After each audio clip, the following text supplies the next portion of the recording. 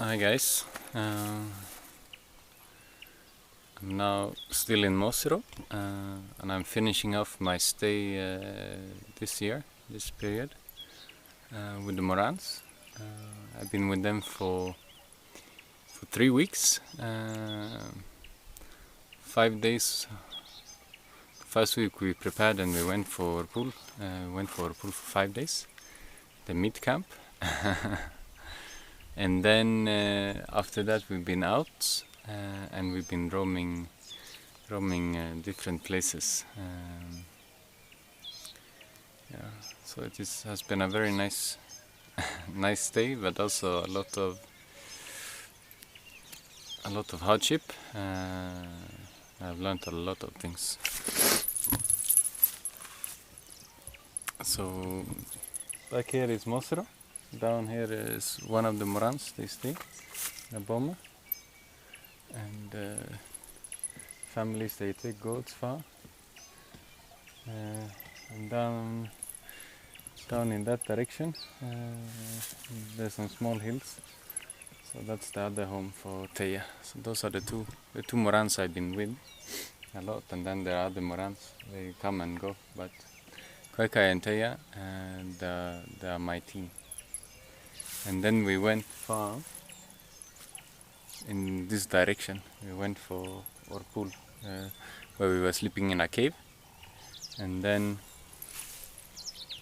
if you see, I don't know how well this camera is capturing, but if you see this escapement, the mountains or hills that comes in the end, there's a river next to it, so it is far. In that river there is also a place for Orpull. That is where we went the first time for the team, where we stayed in the forest. Yeah, so overall a lot of things has been very interesting. I've learned a lot, and first of all we went for Orpull. And it has been very good and interesting.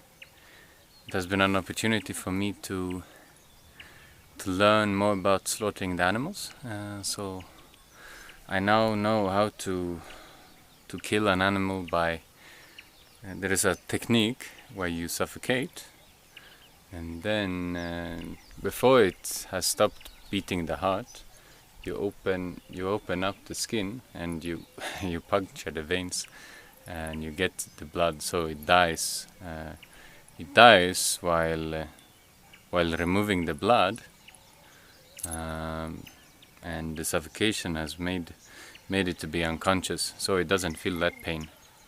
It only feels the struggle from the suffocation, but for me, I see that struggle from suffocation is far less painful than actually cutting the throat. So cutting the throat directly is not easy way to kill animals in these areas. They don't die directly, but yeah, I don't like that one, and there's a lot of blood. So actually, I've come to like that way of suffocation. I like that way. And some of you might think I'm crazy and think it is a very barbaric way of killing an animal, but that is not my experience. So it's for me, it's not the way. If it is cutting the throat, or if it's suffocation, or if it is hitting it in the head or whatever, it's not the technique that is important, but that you kill the animal in a respectful way, and in a that you are skilled in what you're doing.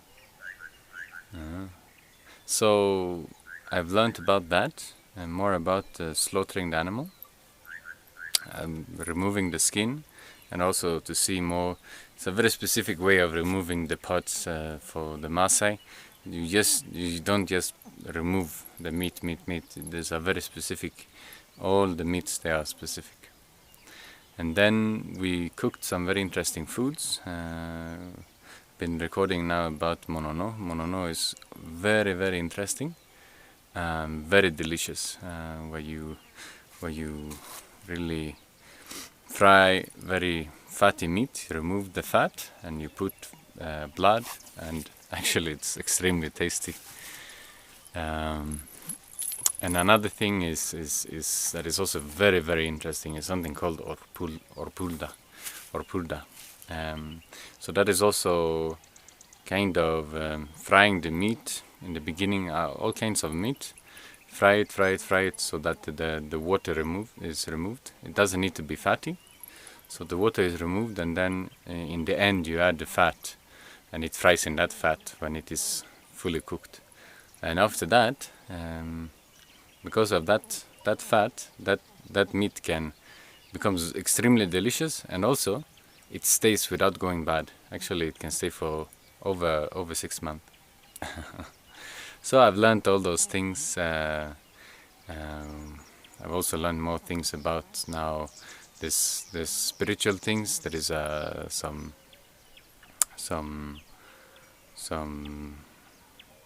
specific way of praying in the morning and in the evening for the Morans in Orpull.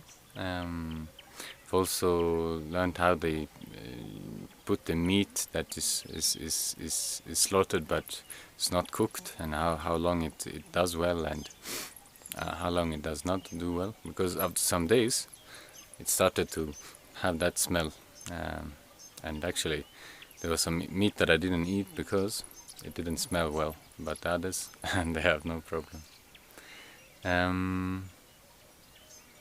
Also there is where we've been sleeping on leaves in a specific place where there's a cave or where we were in the forest. Both of them are leaves, and they taught me to be able to, actually this trip also staying in the homes, those leaves, and also in the homes we sleep on skin, on specific weeded beds, and all those beds are very hard, and it has really taught me how to sleep on a hard bed. And I can also see it's not bad. It's actually, it seems it's even healthy, and I believe it is healthy for the blood circulation. Sleeping on those leaves makes kind of is uneven, and it makes some marks on the skin, and I believe it helps. It's like for me, I actually see there is some similarities between it and massage. Yeah. So very interesting, gaining that strength, and also so many ways. It's interesting to see now how the Morans stay and how we live, and so the Orpull has been good. And then generally after Orpull we have gone to homes. We have looked for milk. In the beginning I bought some milk from town, so we had enough milk, and we were staying in our own homes. We had enough milk, we were okay.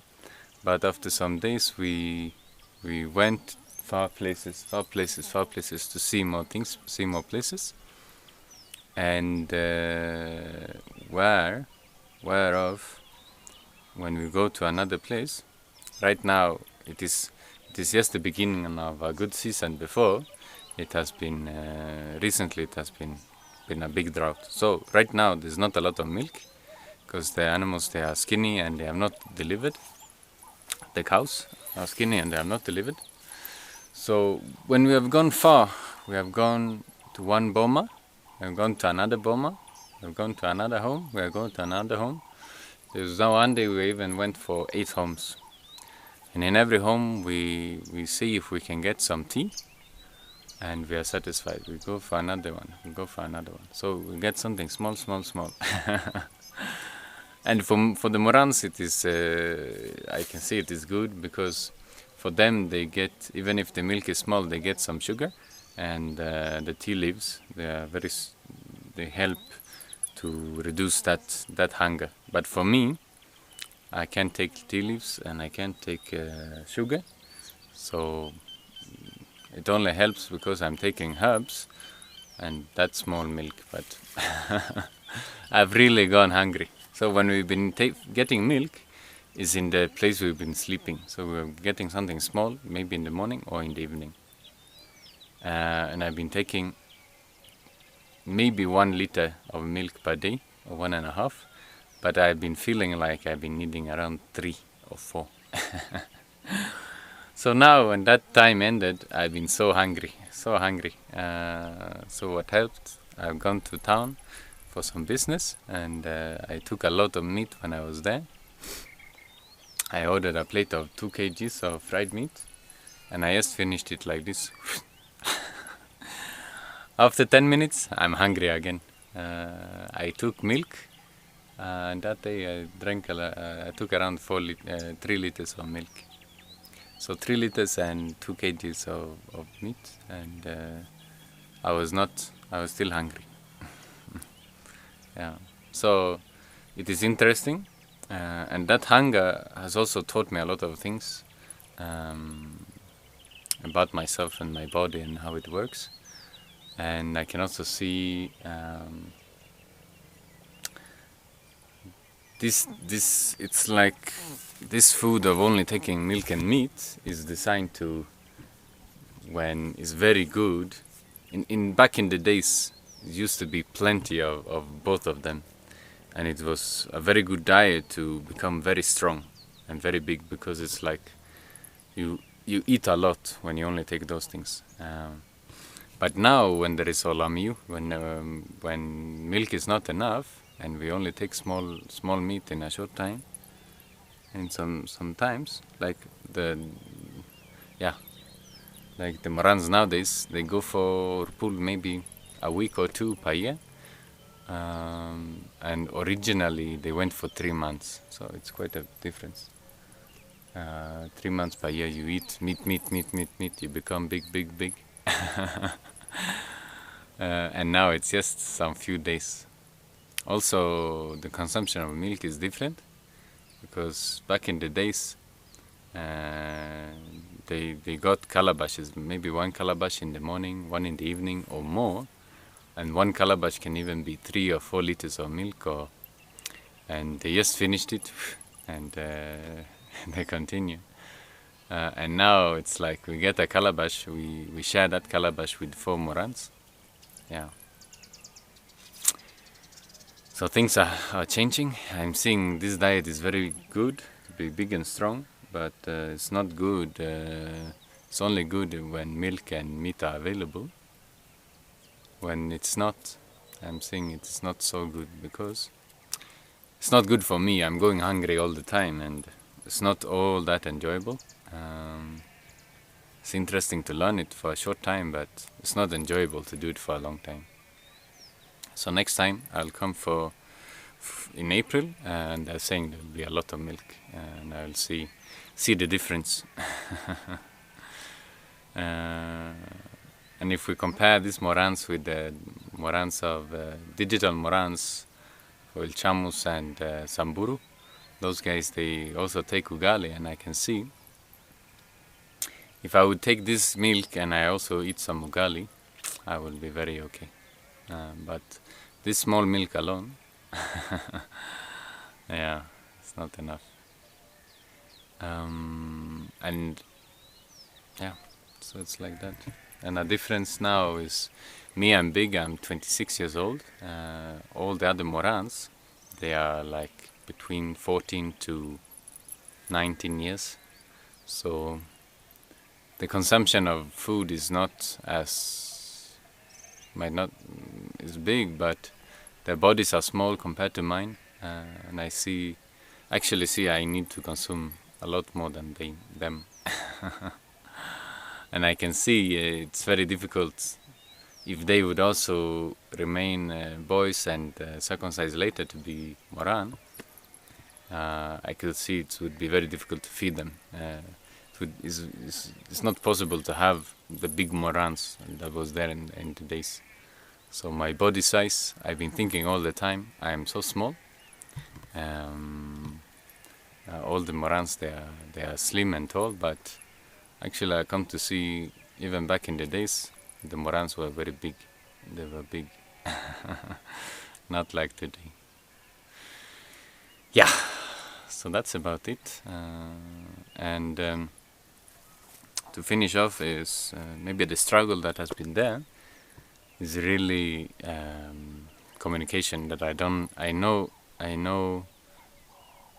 Kimasai well, to be able to stay with the Morans who don't know any English, and to stay with them and communicate with them about all kinds of stuff that has to do with everyday life. And I can stay with them for a week, no problem. But then when problems come up and there's something we need to discuss, the discussion level, and to solve different things, I don't have that language skill, which makes these things to be very difficult. And sometimes there's a lot of things I want to say, but they remain in my head because I can't communicate with them, and it disturbs me, and it also lowers the enjoyment for me to be here. So I see language is so important, and there's two solutions. One solution is for me to study hard and learn more, and another one is to have someone with us to interpret, to translate, I mean. And what I really see is I really want to know the language fully, and I want to communicate directly to the Morans and not with a translator. There's some things will not help just because I have the translators. Yeah, and I've been going hungry. I'm still hungry. I've been taking enough today, but it's like I can't be, and I don't get easily satisfied with this milk, even if I've taken a lot today. So I really long for ugali, the maize meal, and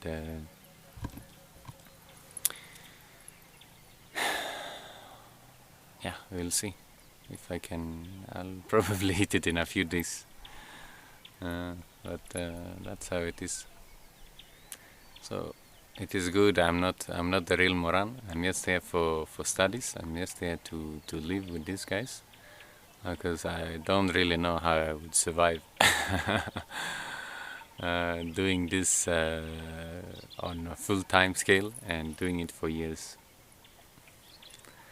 Hope you learned something new. Talk to you next time.